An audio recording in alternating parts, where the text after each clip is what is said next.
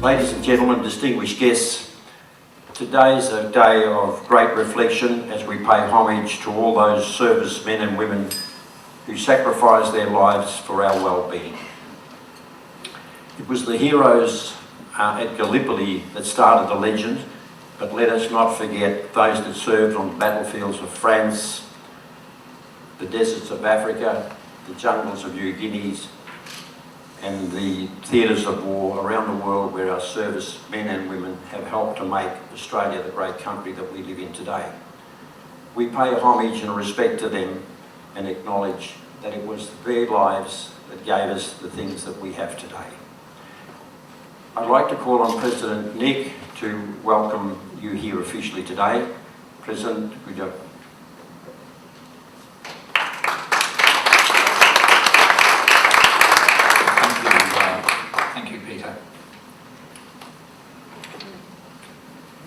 Rotarians, families and guests, I would like to welcome everyone to the Strathfield Rotary Club ANZAC Day Breakfast 2024.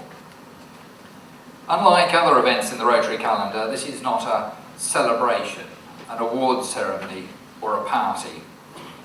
It is rather a time for reflection, commemoration and recognition. The ANZAC Day Breakfast has been a regular event on the Strathfield Rotary calendar for some years, and we're delighted to be holding it again this year.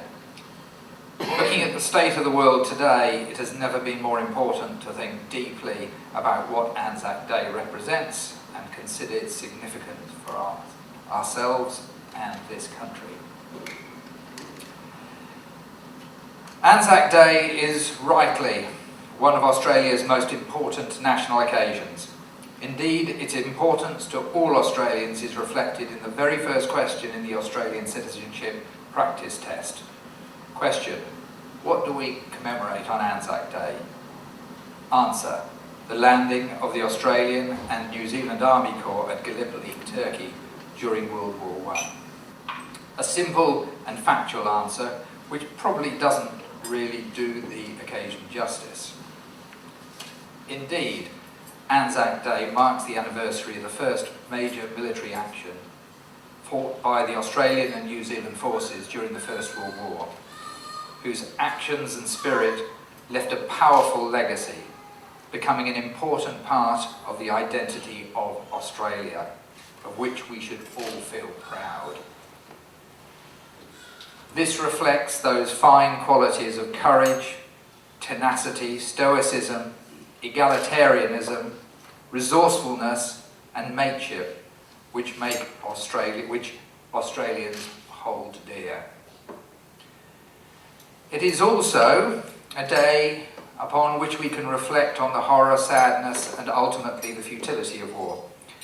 You don't need to be an anti-war activist to recognise the destructiveness of armed conflict to individuals, to communities, to countries and to the world generally. We see its terrible impact in terms of death, injury and despair on civilians, families and children, as well as the combatants themselves and their families. We see communities torn apart and bitter enmities perpetuated that last for generations. We see the destruction of cities, towns and infrastructure crucial to countries' economic systems and the welfare of populations. And we find tensions caused by conflicts on the other side of the world spreading like ripples to our own shores. World peace continues to be an aspiration, and one that appears to be becoming more distant. But it is one that I'm glad to see Rotary International has embraced as one of its pillars in an effort to address some of the underlying causes of conflict. However, most of all, ANZAC Day is a time to remember our servicemen and women who have served and continue to serve their country in war, conflict, peacekeeping and other defence missions around the world. We commemorate those who have died and honour those who have been injured, physically or mentally, in their line of duty. Unfortunately, we live in a world where threats abound and we need a strong military to ensure the security of our wonderful country and way of life. It is not an easy job. Indeed, it can be one immersed in danger and peril. We therefore thank those soldiers, sailors, airmen and other service personnel for their professionalism and bravery, for continuing to dedicate their lives to protecting us, putting themselves in harm's way to ensure we are safe. Regrettably, as a society, we do not always act responsibly in how we use our forces and do not look after those who have given so much to defend us. Even this morning, I was reading coverage in one news outlet of how we are failing our veterans. More than ever, we need our leaders to act wisely to ensure that the country's defence needs are properly met in cooperation with our allies, that our military resources are judiciously employed, lives are not wasted, and that our military personnel and their families are properly supported both during and after their periods of service. This morning will give us an opportunity for reflection through videos, music, poetry, and a presentation from Martin Shaw from the wonderful organisation Wounded Heroes Australia, which does so much to help service men and women who are suffering from the impact of their work, an organisation which we will be supporting. As usual, the event will culminate in a ceremony outside, around the flagpole, with words of remembrance, the last post, a minute's silence and the rouse, with the flag being raised before we come back for the closing of the event. For those who take time to reflect on the meaning of the programme, it will not fail to be a moving and emotional morning. We make no apology for that. We'll now listen to a song by Pete Seeger, Where Have All the Flowers Gone? There may have been a time when it would have been controversial to play an anti-war song on Anzac Day. However, I think as a society we are now mature enough to reflect on the horror of conflict while recognising the need and respecting the contribution of those who play a role in the defence of our country. Thank you.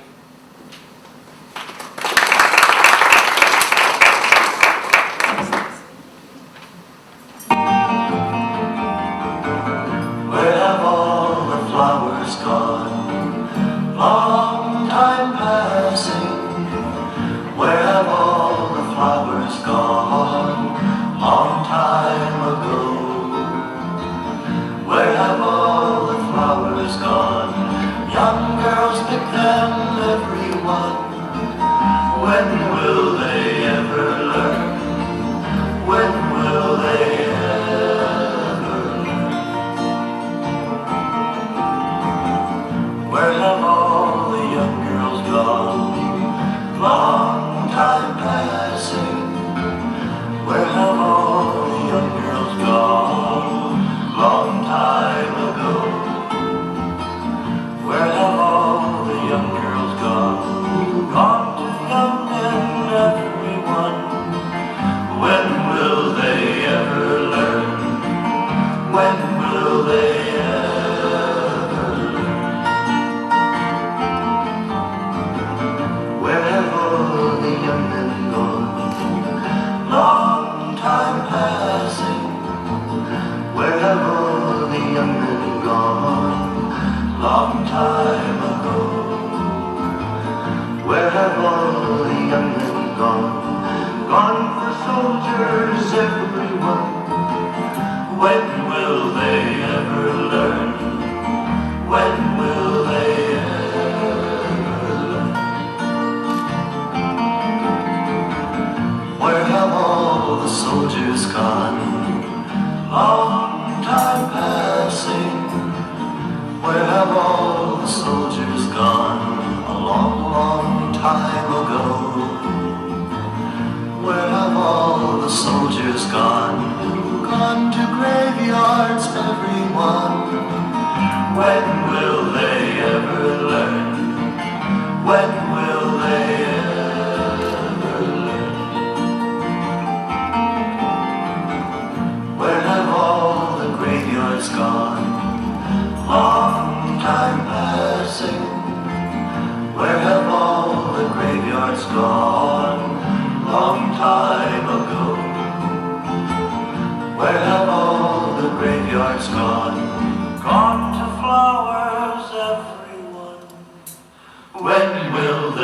ever learn?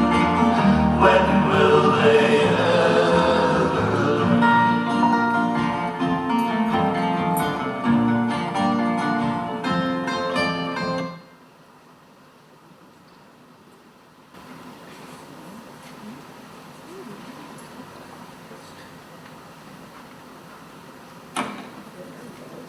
Thank you, President Nick, for those lovely words, and guests and fellows. It's a very moving song that really reflects what we're here for, to remember those that served our country and unfortunately lost their lives. Breakfast will be served shortly. It will be served to the table.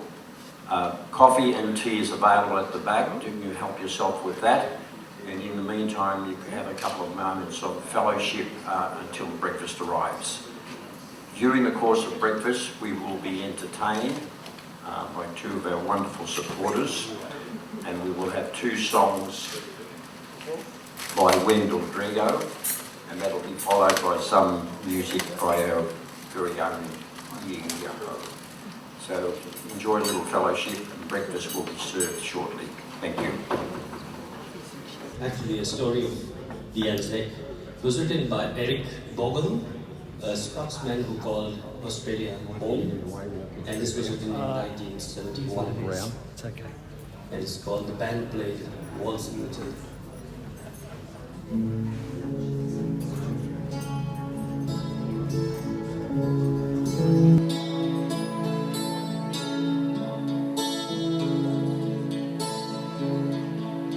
Now when I was a young man, I carried me on, and I lived the free world on the rover. From the Murray's green base to the dusty outback, I waltzed my Matilda all over. And in 1915, my country sets out. It's time to stop rambling, there's work to be done. So they gave me a tin hat and gave me a gun, and they marched me away to the war. And the band played waltzing Matilda as they shoot off the gunway. And amongst all the cheers, the flag waving and tears, we sailed off to Gallipoli. How well I remember that terrible day, as the blood stained the sand and the water, and how in that hell they call Sublapay, we were butchered like lambs at the slaughter. Jolly Turk, he was waiting, he primed himself well, he showered us with bullets, and he rained us with shells, and in 5 minutes flat, he had blown us to hell. Nearly blew us right back to Australia. But the band played waltzing Matilda as they stopped to bury our slain. We buried ours, and the Turks buried theirs. Then we started all over again, and those that were left, well, we tried to survive in that mad world of blood, death and fire. And for 10 weary weeks I kept myself alive, though around me the corpses piled higher. Then a big Turkish shell knocked me arse overhead. And when I woke up in the hospital bed and saw what it had done, oh, I wished I was dead. Never knew there were worse things than dying. For I'll go no more waltzing Matilda around the green bush far and free, and to hump tents and pegs, oh, a man needs both legs. No more waltzing Matilda for me. So we gathered the cripple, the wounded, the maimed, and we shipped us right back to Australia. The legless, the armless, the blind, the insane, those proud wounded heroes of summer. And as our ship sailed into Circular Quay, I looked at the place where my legs used to be, and thank Christ there was nobody waiting for me. To grieve, to mourn, and to pity, but the band played waltzing Matilda as they carried us down the gangway, and nobody cheered. They just stood there and stared. Then they turned their faces away. And so now, every April, I sit on me porch and I see the young face pass me by me. I see my old comrades, how proudly they march, reviving old dreams of past glory. Well, the old man march slow, their bones stiff and sore, those proud heroes of a long forgotten war. And the young people ask, what are they marching for? And I ask myself the same question.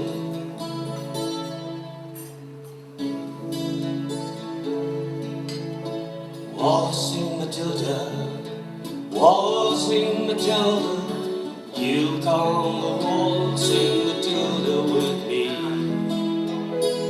And their ghost may be heard as they pass by that bellabone. Oh, come waltzing Matilda with me.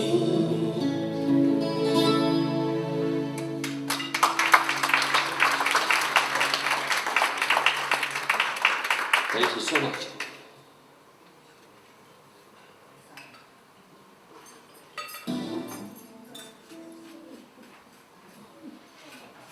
And now for a song very appropriate for this special day. It's called Lest We Forget, and a special version by singer-songwriter Lee Kernaghan. Seems to stand out very well with this particular song.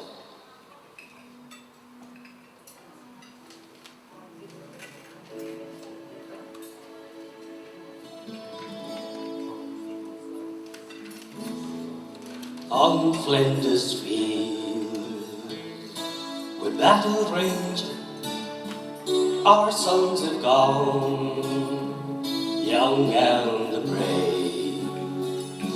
They're best of mates, they side by side, together fall, together die. We'll not forget the promise made. you live forever, eternal flame, and so you'll remember them, lest we forget, lest we forget. It's silent now, the sun sees, the crosses marked, brave souls at peace. The bugle plays a sad refrain. We rise as one on this proud day. We'll not forget the promise made. You live forever, eternal flame, and so we all remember them, lest we forget, lest we forget.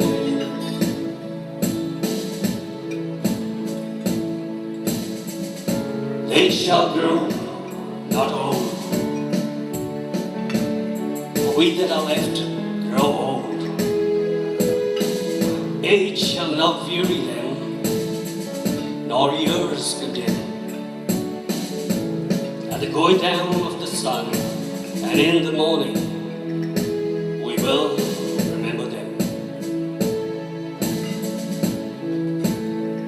We not forget the promise made.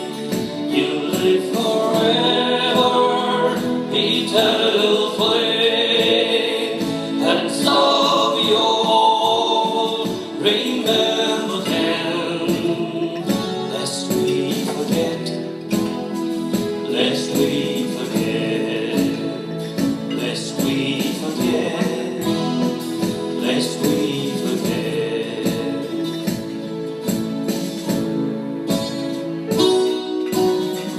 We not forget the promise made. You live forever, eternal flame, and so we all remember them, lest we forget, lest we forget, lest we forget, lest we forget.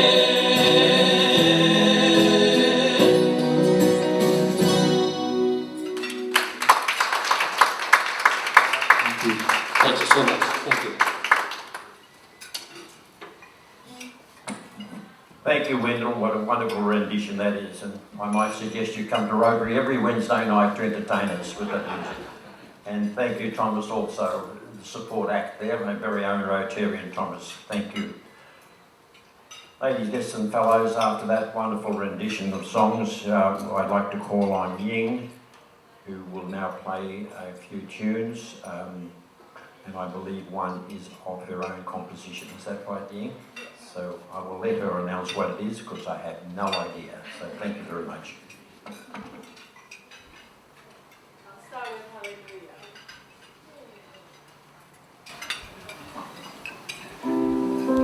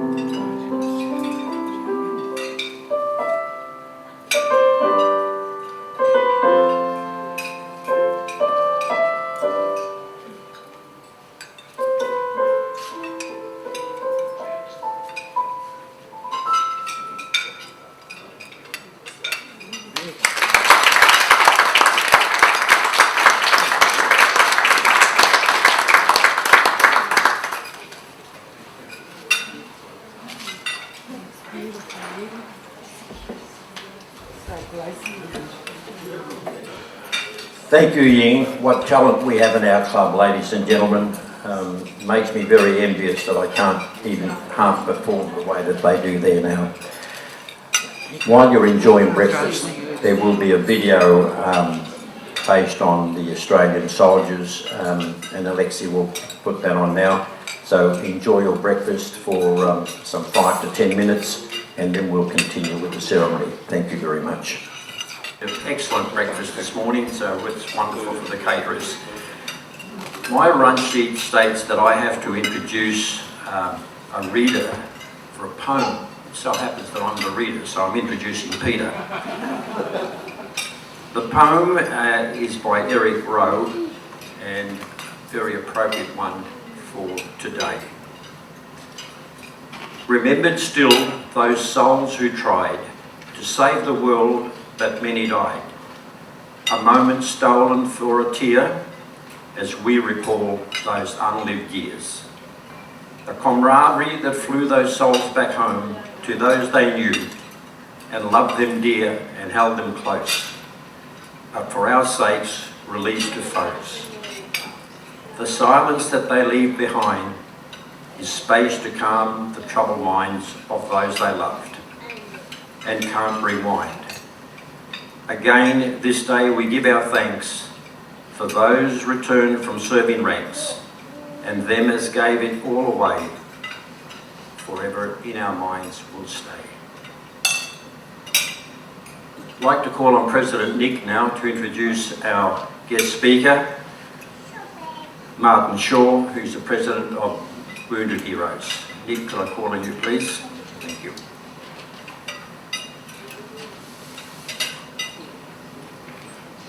Thank you, Peter. I would like to extend a warm welcome to Martin Shaw, President of Wounded Heroes Australia, and his family. Martin has been telling me over breakfast, quite how many events he has to go to today, or he is going to today, and so I think we're very privileged to have his presence here today, and thank you, Martin, for taking the trouble, the time and the trouble to join us. Martin is an old friend of the club. He spoke at our ANZAC Day breakfast a couple of years ago now, and everyone who attended on that occasion will attest to how inspiring he was in talking about his organisation and the problems that he and his organisation helped solve. Martin, we're delighted to have you back. Wounded Heroes Australia is a national charity organisation providing crisis support to current and ex-serving ADF veterans and their families in the areas of mental health, housing stability, rehabilitation and family support. We hear a lot about these problems in wider society. Consider how much more potentially acute these issues can be for those having faced the trauma of conflict. Martin assumed the role of President of Wounded Heroes Australia back in 2011, which indicates his commitments to the organisation's mission. He is a dedicated advocate for veterans, actively engaging with the Department of Veterans Affairs and other key stakeholders to advance the cause. He has helped forge partnerships with ex-service and community organisations around Australia, ultimately enhancing the support available to veterans and their families as they work towards rebuilding their lives. Martin, welcome back. Thank you for taking the time to speak to us this morning.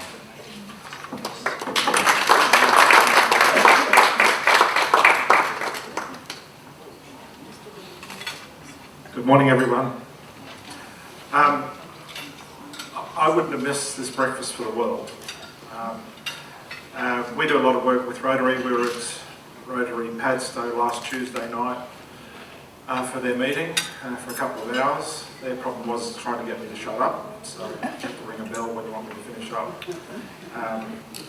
I think to talk about, it's my privilege to be here and our privilege to be here, joining my wife and our son Tom today. And for me personally, I actually got invited to another breakfast, two breakfasts, and one was with Chris Binns, the Premier, and over at Cogger RSL, and possibly another organisation might have thought that's a great opportunity to sit with the Premier. Not interested. I'm interested in dealing with Rotary because you guys have supported us, you're real, and you have the same core values as what Women Heroes does, and that's around families, and that's what we're all about here in this room today. So I'm always happy to come back and have a chat with you.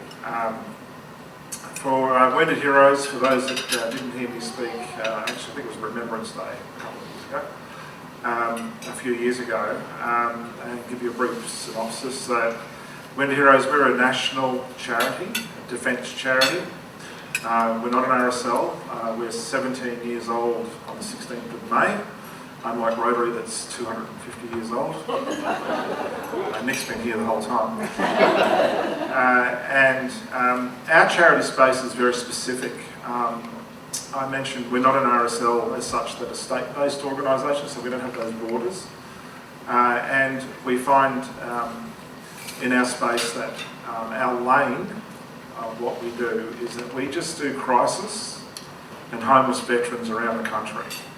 So to give you an indication of what we do and the way our organisation is structured now, as we continually improve and listen to the needs of the veteran families and veterans, is that our response times are quick. So we can deal with a food voucher to a veteran or a family member of a veteran within 10 minutes to an hour on identifying them as a veteran. So that's once they get their DVA number or their PM keys, their service number, we can then put a voucher on their phone, be it Woolworths or Coles, normally Coles because it doesn't allow alcohol and cigarettes. Fuel is the big one for us, obviously, as it is for everybody, cost of living. And other things such as phone. Phone's important to keep their phones on because they need to communicate with their friends so they're not isolated. And then other things that can come up from time to time, as well as emergency support for homeless veterans and also the families. So for us, same response time. We've currently got 12 homeless veterans in emergency accommodation on ANZAC Eve last night, and that's around the country. And our response times are, we don't need to have big offices. We do have a veteran centre in Ipswich in Brisbane. If you're coming up Commissar, we've got an op shop and a cafe there for our sustainability. And so with the emergency accommodation, we ask the veteran or family member to go and find a motel or an apartment that we can put them in. We don't need to fly up there and hold their hand. And then we'll just ring through and then pay the bill. So in order to do that, as in pay the bill, we are driven by cash at bank. Now that may sound obvious to this organisation and to all the other 60,000 charities in Australia. But for us, our response times are that quick because we've got cash at bank. So cash is power to us. We keep a team of 5 in our organisation. Our veterans and families we supported in 2023, we looked after just under 3,000 veterans and families in financial crisis. That's food, fuel, emergency accommodation. And when we're dealing with veterans and their families, we find that we've made a bit of a rod for our own back. Because other veterans, there's other organisations much larger than us, RSL New South Wales, Life Care, all the RSL's legacy, is that they will assist the veteran. But it takes 7 to 14 days. When a veteran, so we're the low-hanging fruit. We're not the first call, and this is why I'm here, is to say, create awareness for our organisation. And it might be just one person in this room today that may know a veteran or a family member who are struggling. And you know, we are now your crisis arm. You just have to make one phone call to us, and we will support them. You can have a $200 food voucher in your back pocket, if you like. And it may just be that one person a year or over the next 2 years that you come across. And now that you're aware of us, you can actually find a solution for that. So for us, and then once we get the veteran or the family member sorted, We then call ourselves the navigator. So then we go out there and we engage with other organisations that have more money, but also then but they take a bit longer to be able to affect their care and their welfare. And then we'll just work through those issues, and be with, and that's not just ex-service organisations, it could be Department of Housing, it could be anything around that space. And when we get a bit low, and we do, is that I've got, for instance, I've got an electricity bill at the moment. A veteran family got themselves out the $2,500 about to be electricity cut off. 3 kids at home, so I ended up, we're paying it off. So as we would do if we get stuck with a big bill. So just engaging with the energy company, and generally if we do a payment plan for them, they'll help them out. So, but we are that first responder. We are that triage that comes in as it would be in an emergency ward, except probably quicker. And that's the greatest part of our organisation, is that when I say we've made a lot for our own back, is that if you are a veteran, and I can assure you we're a 24/7, 365 days of the year organisation, crisis doesn't happen between 9 and 5. Veterans are very proud. They will not ask for help until they get desperate. So the time they've got to us, they haven't got any food. They've fed the kids and the dog, but they haven't fed themselves. So we've just identified that space of the market that just, the first phone call was about compassion. Listening to them and saying, hey, we got you. The next part is hope. Putting a food voucher in 10 minutes onto someone's phone, oftentimes whilst I'm speaking to them, if I'm not travelling, they see that we've helped them. So then I've got, I say, okay, where are you up to? Because I've got that trust back. Because the veterans, as I mentioned, are extremely proud individuals, and they lay down their lives for us.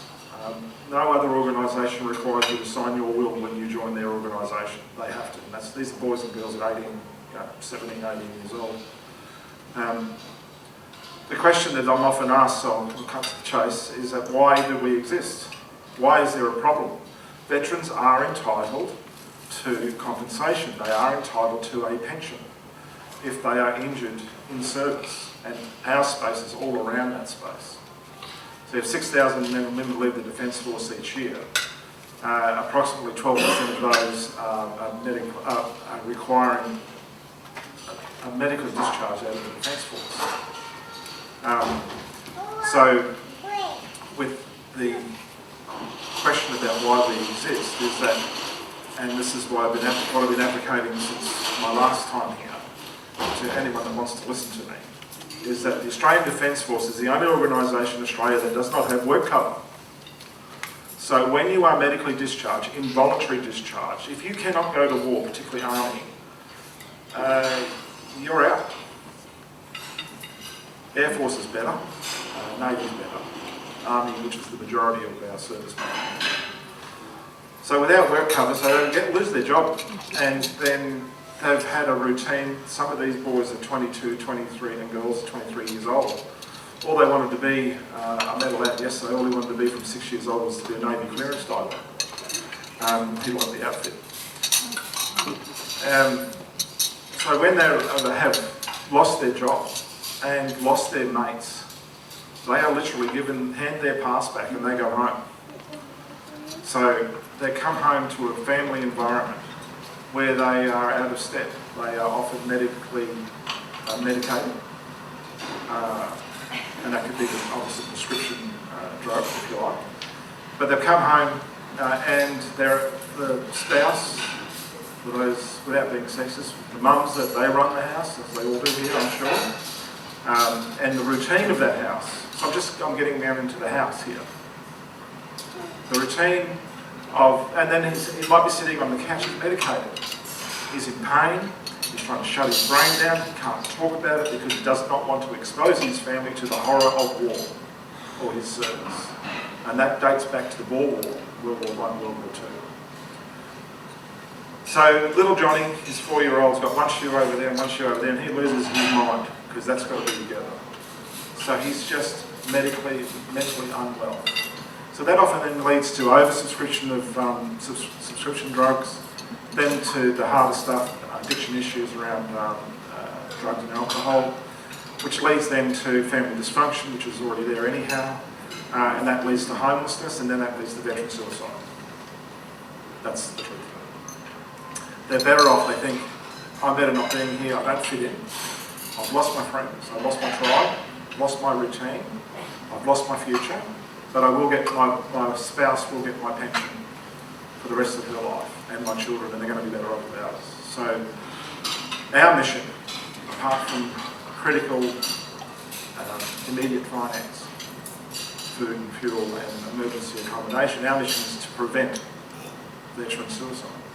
We can't stop it, but you can prevent it, because 99% of times money can fix things immediately. It doesn't fix the problem, but if they've got some food and fuel, perhaps some pizzas delivered just using one to their family, that's restoring some dignity to their lives.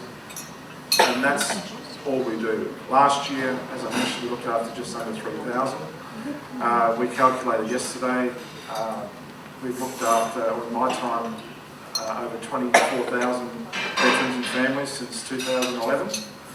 We're busy, as you can tell. And I'll probably give you an example of life.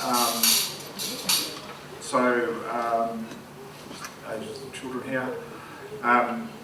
So as late as 7:30 last night, I had a call in from RSL Wyong for a boy up in Queensland, and proud, he was an Iraqi veteran.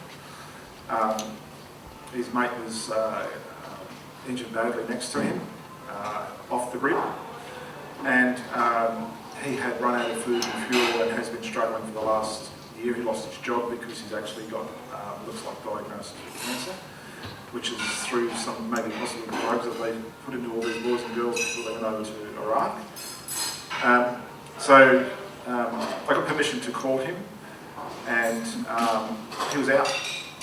He couldn't feed himself, but he couldn't feed his dogs, so today he was going to not be fill his dog for himself. He couldn't see any hope. So I managed to, I'm a counsellor, so I just said to him, hey mate, how about I send you some food and fuel? This is a veteran that was crying on the phone to me. He couldn't talk to me for about 3 minutes.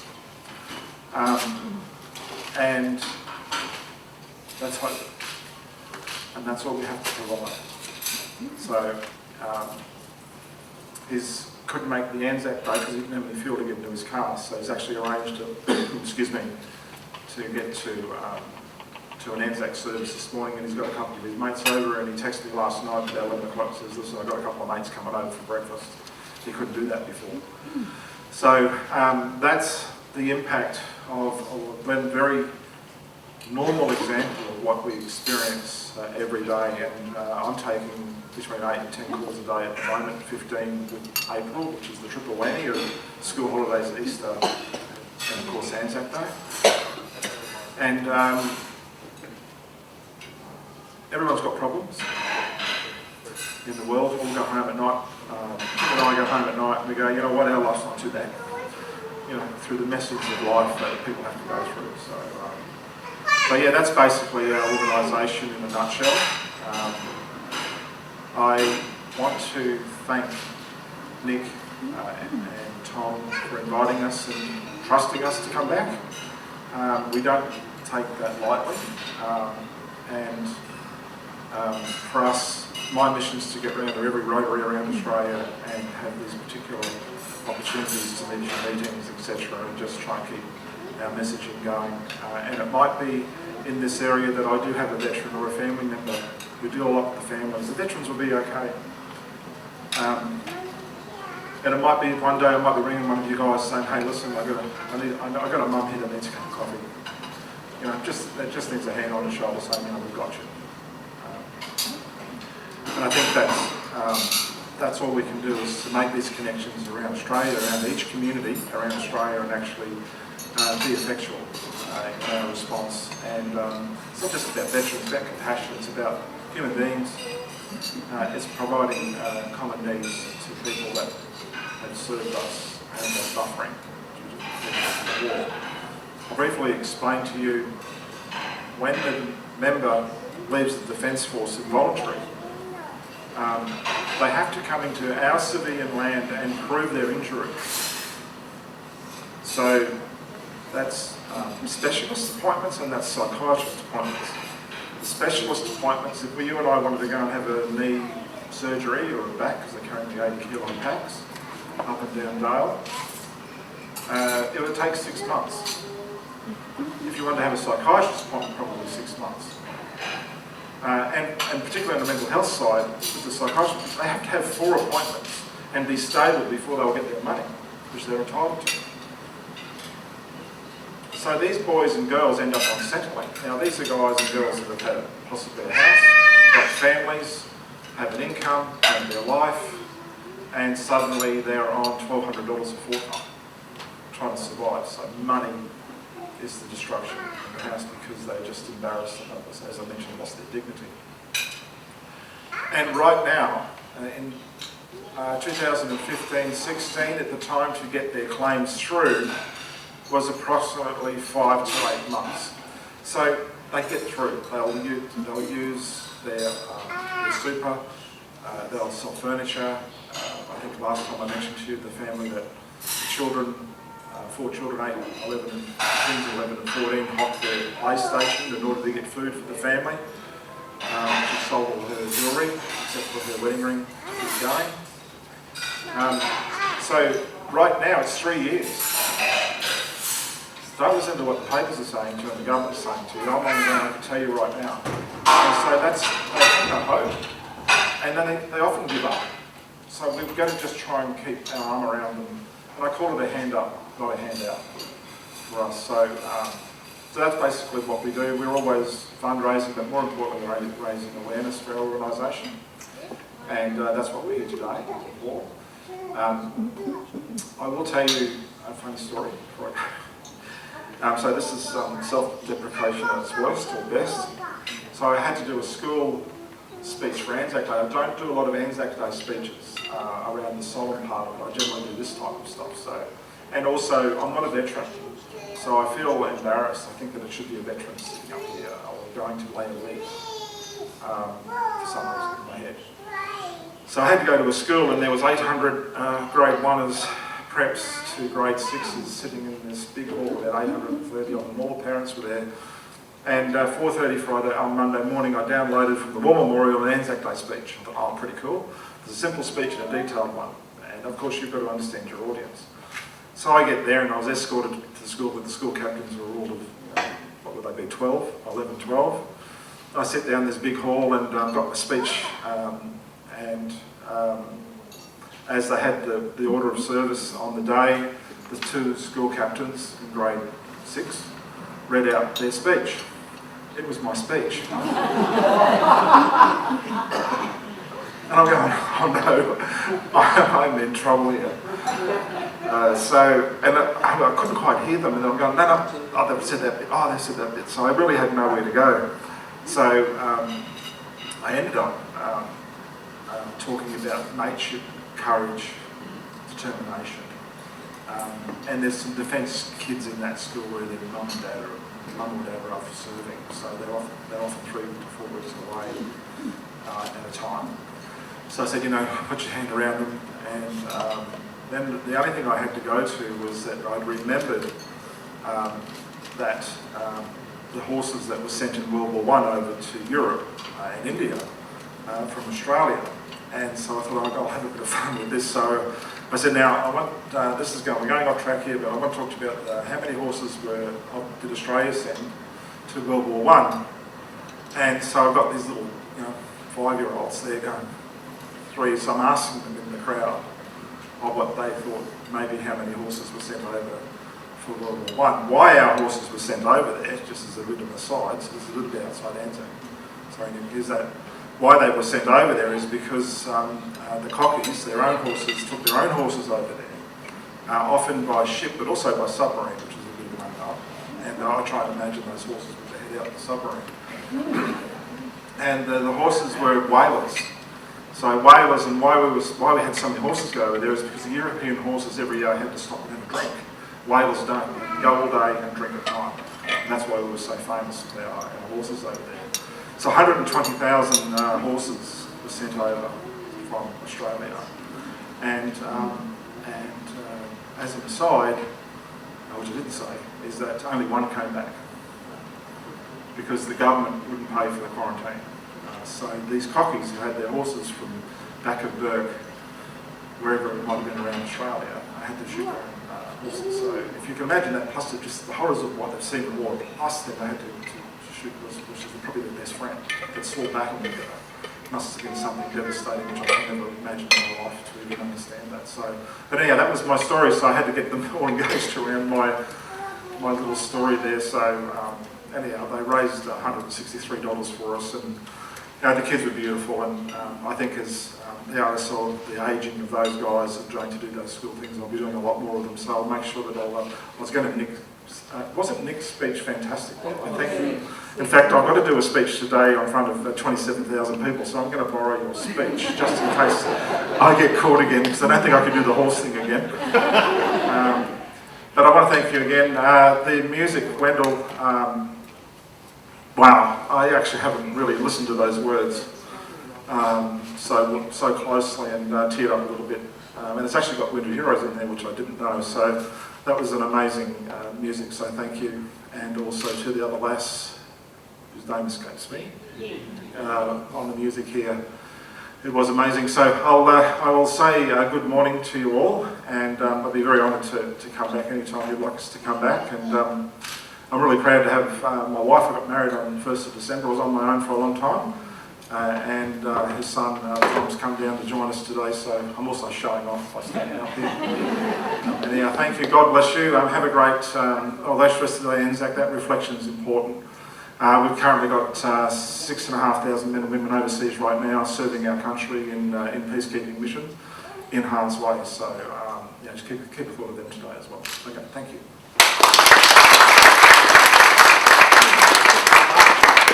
Ladies and gentlemen, are there any questions that you'd like to ask of Martin? Wonderful insight to his organisation. So, would anyone like to pose any questions tonight? Yes. Martin, in regards to gainful employment, in regards to gainful employment, where do they turn to find work to fit back into society? Look, 85% of the members of the Defence Force leaving the Defence Force, voluntary, there might be engineers, they'll translate their resume out there and get jobs, so that's what they can do. It's really around the medical discharge ones. So they want to work.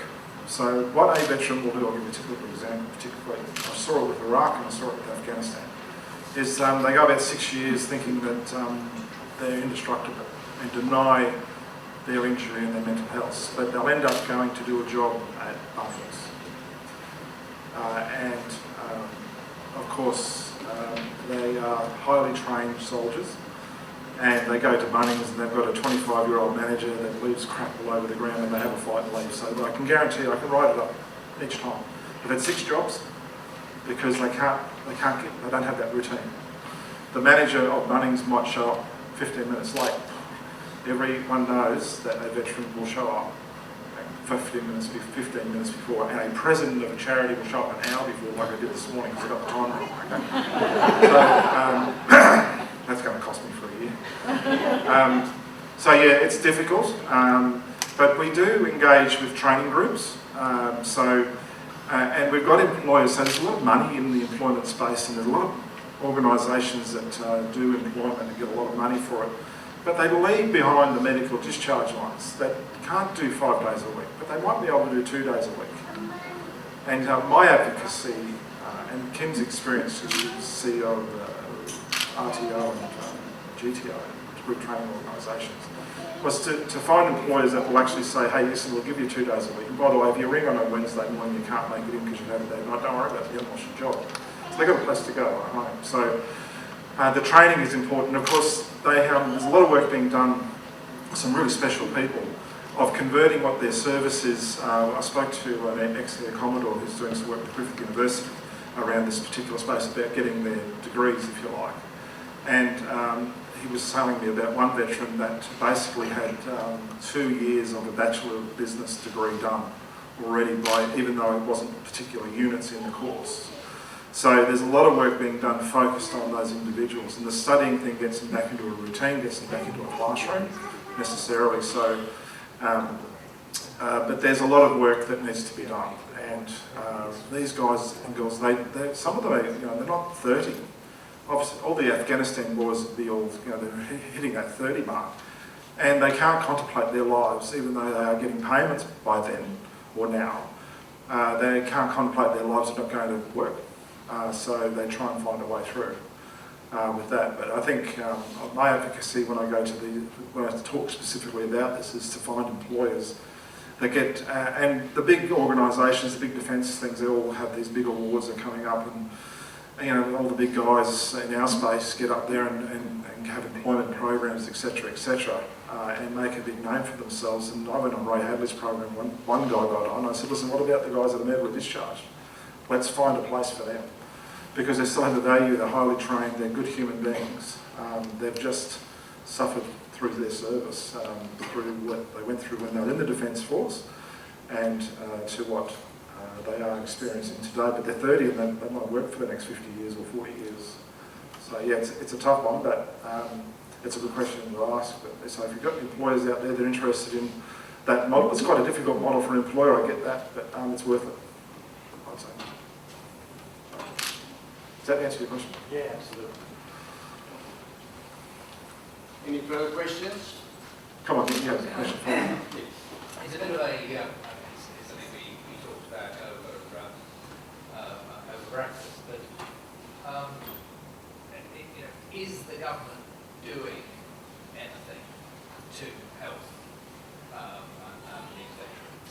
And are things getting better, or is it a can which is usually being kicked down the road? Nick, that was a private conversation.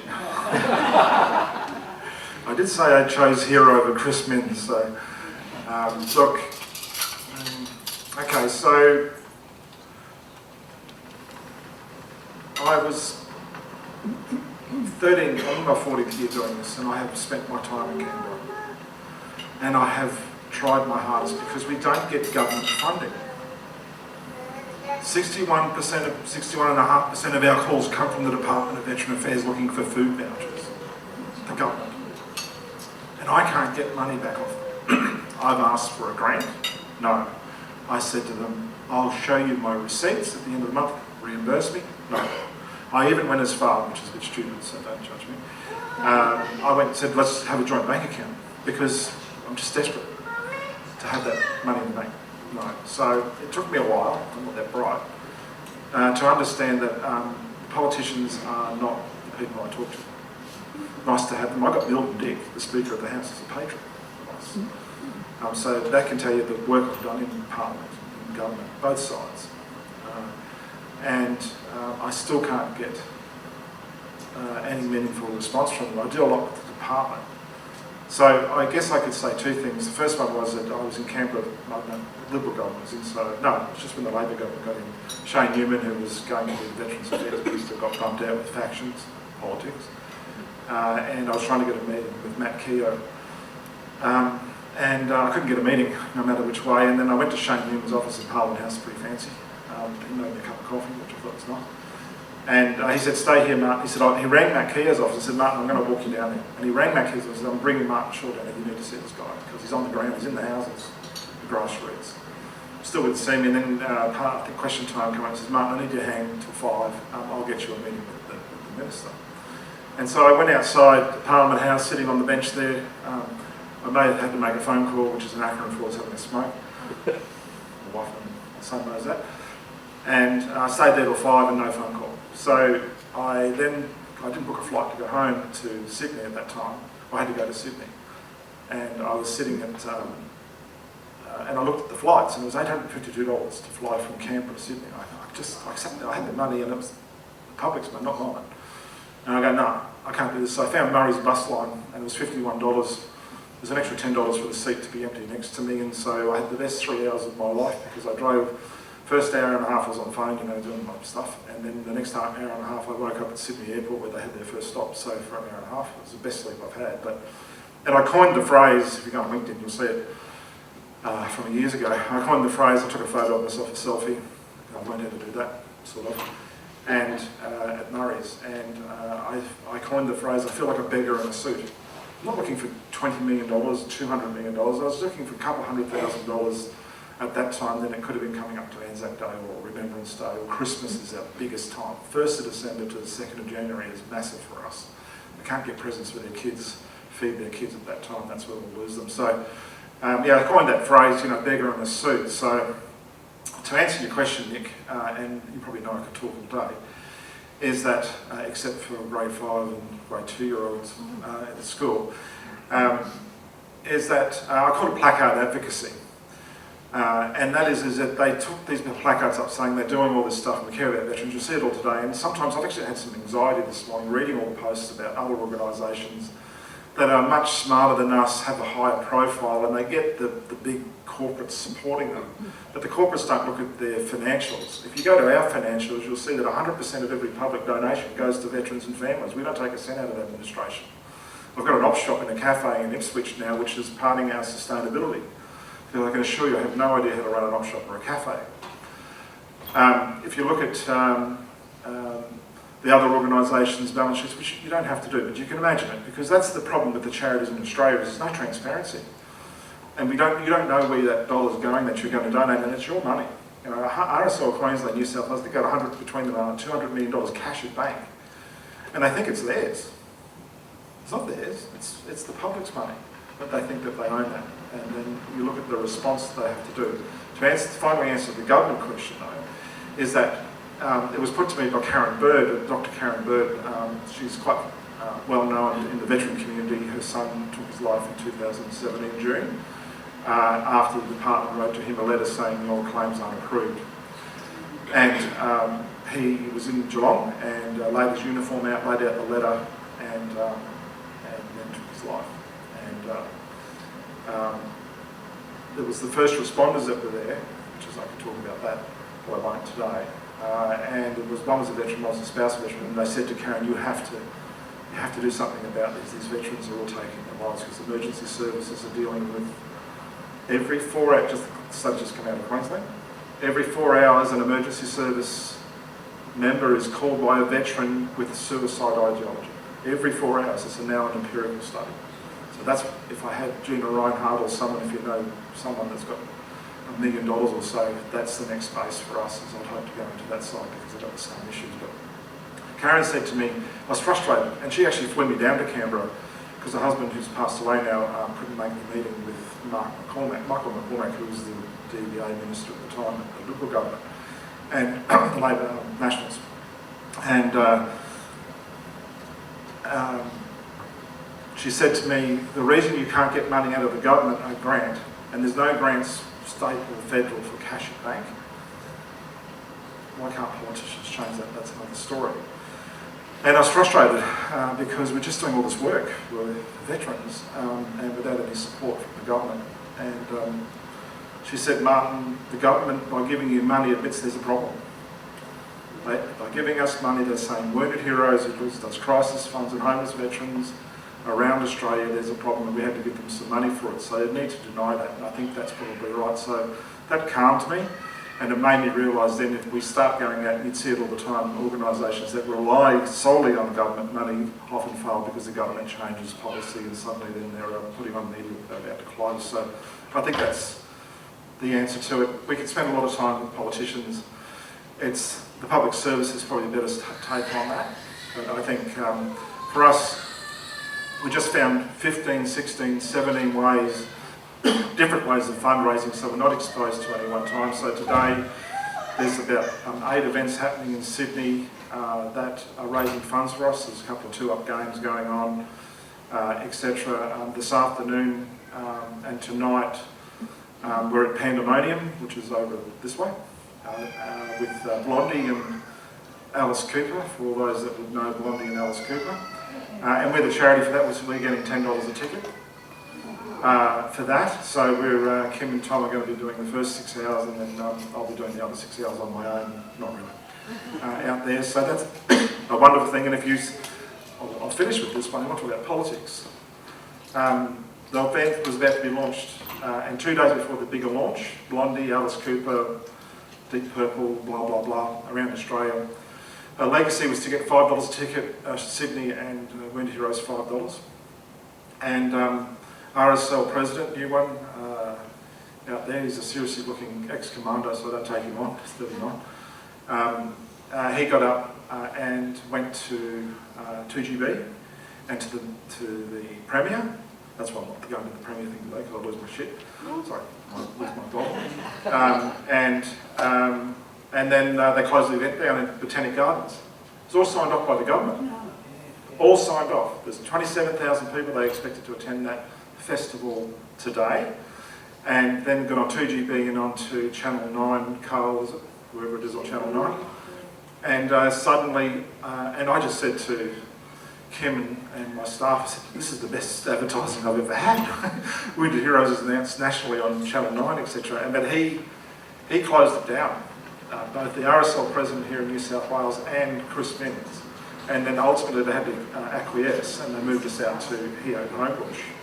And they're expecting 2,000 people today. So that cost us $200,000 of funds that I can assure you we need. So, and I didn't buy it. I had the Australian, I had 2GB holders, and I was ringing saying, what's your response? And I refused to respond, because I'm interested in looking after veterans and families. I'm interested in the politics of it. And then on the Friday after it was announced, the Legacy president rang me and says, Martin, we're pulling out because of our relationship with RSL New South Wales.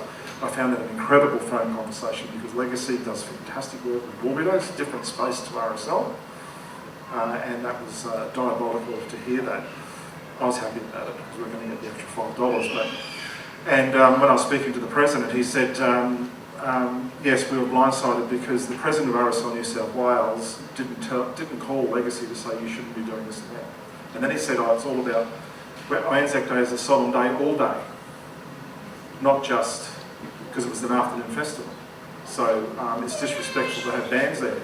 And I just wanted to go back and say, well, down the roads of the NRL going on, every pub around New South Wales is doing 2-up, and I think Screaming Mothers or something, Screaming Jets are playing down on the south coast. So, but I didn't bite into it, because it then becomes about me, about Wounded Heroes. It's got to be about veterans and families. So, but that's the political stuff we deal with, and I've just had to take a deep breath, put my big boy pants on, and make sure that we just stick to what our missions are, which is just stay in that parameter of trying to save veterans' lives. Thank you very much for having me today.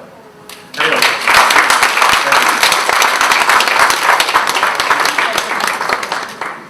Thank you, Martin. What a wonderful insight into Wounded Heroes. Has a lot of synergy with our Rotary Club in helping the community and those in need.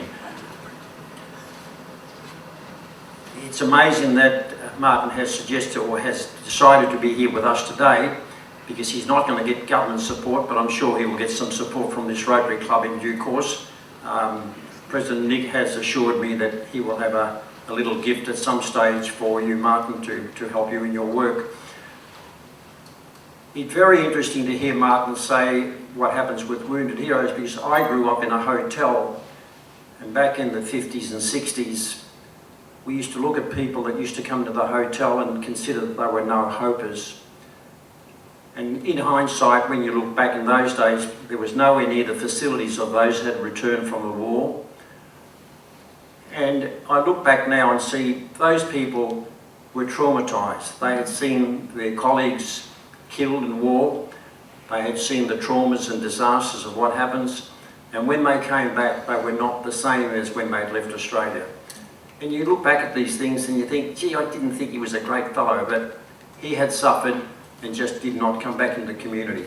And I can relate very closely to what Martin has said, because I saw it firsthand growing up not just with one or two, but you know, we were involved in the inner suburbs of Sydney, and in hindsight, it was sad to see them.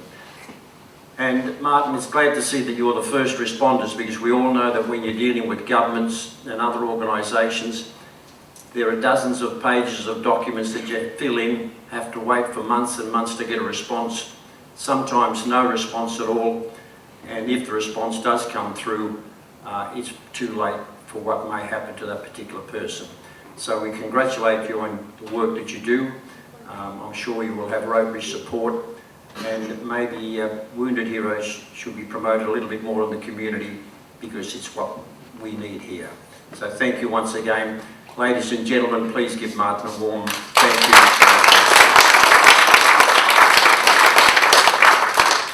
I know there are fruit platters on the table, so just enjoy a few moments with your fruit platters, and if there's coffee and tea that you'd like to have. We will then move down, and I'll come back and tell you what the process will be with the last post, the regalia and all those sort of things, and the rouse. So just enjoy a few moments with your fruit. Thank you. Folks, I think we're all here. I'll just recite the Ode of Remembrance. They shall grow not old, as we that are left grow old. Age shall not weary them, nor the years condemn. At the going down of the sun and in the morning, we will remember them, lest we forget.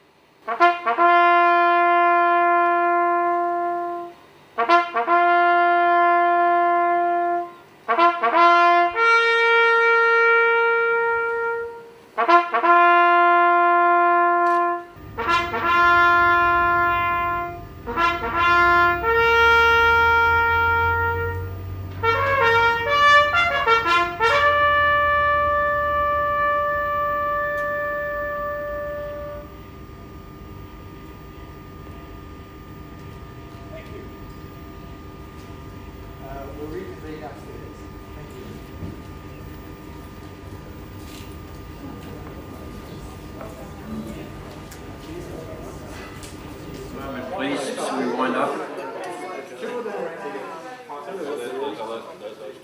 I'm going to call on President Nick just to wind up the day and to obviously give thanks to certain people. To all our guests and visitors, thanks for being here. And I'm going to say this on behalf of Nick and all Rotarians. You're welcome to visit our club any Wednesday night. We'd love to have you along. You're here today for a special occasion, but you're always welcome to Strathfield Rotary. So in my closing off, I'd like to call on Nick, President Nick, to say a few words. We will then have the national anthem, and then you're welcome to stay and linger on for another half hour or so before we have to vacate the room. So thank you all once again. President Nick. Thank you, Peter. Look, I hope everyone has enjoyed this morning's event. I think it's been a very, it's made us think, and as it should do. So I think it's been a great occasion. So thank you. I'd like to say a few specific thanks. Martin, who along with Kim and Tom, his family, have had to move on to their next event. I think we were all astounded again by what he had to say and the problems that his organisation is facing and trying to deal with. So I would like to thank Martin, even though he's not here. I'd like to thank Liam. Thank you for your great your bugling. As I mentioned to you before, it is always a centrepiece of the event, and one which really, brings to a culmination the event. Wendell and Ying, thank you for your musical contributions. They were, beautifully sung. Wendell, absolutely perfectly chosen, and very moving. And I think that, as Martin said, he listened to the words of the songs and really understood them for the first time. So thank you for that. Ying, fantastic playing as always. We're very lucky to have you at the club with your talent. Peter, thank you for being a fantastic MC and poetry reader. Wonderful, thank you. Rod, as always, in charge of the ceremony of the flag raising and the ode reading, wonderful, and for all the other things you're doing behind the scene. Alexi, thank you, for all your contributions on this, all the tech and the publicity, and it's wonderful. Thank you.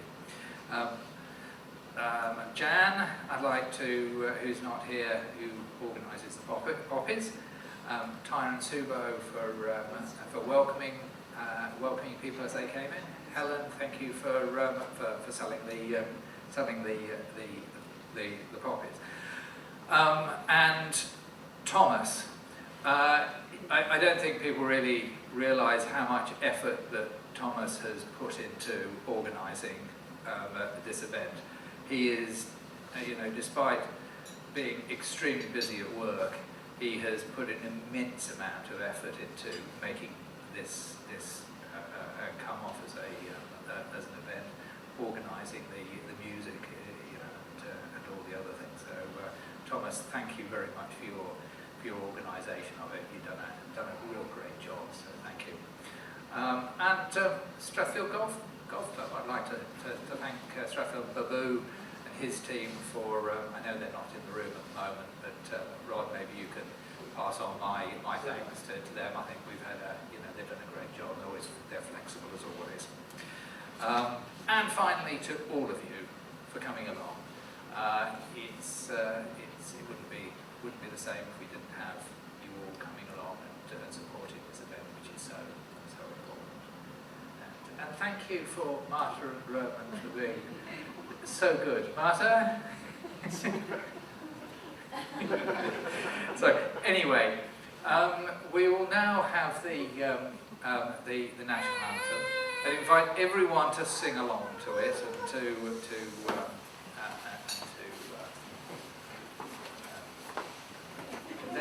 voices be heard.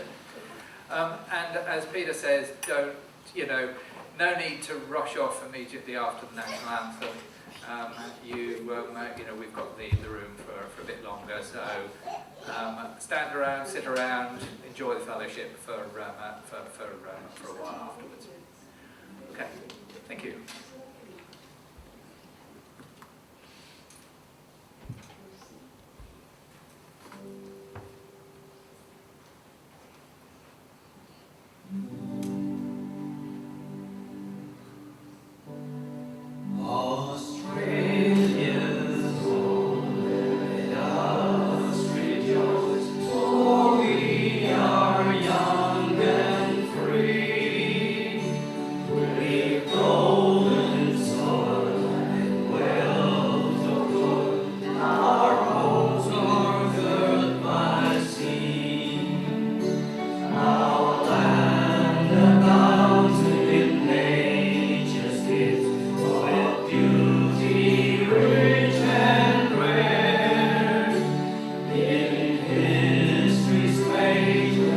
Every stage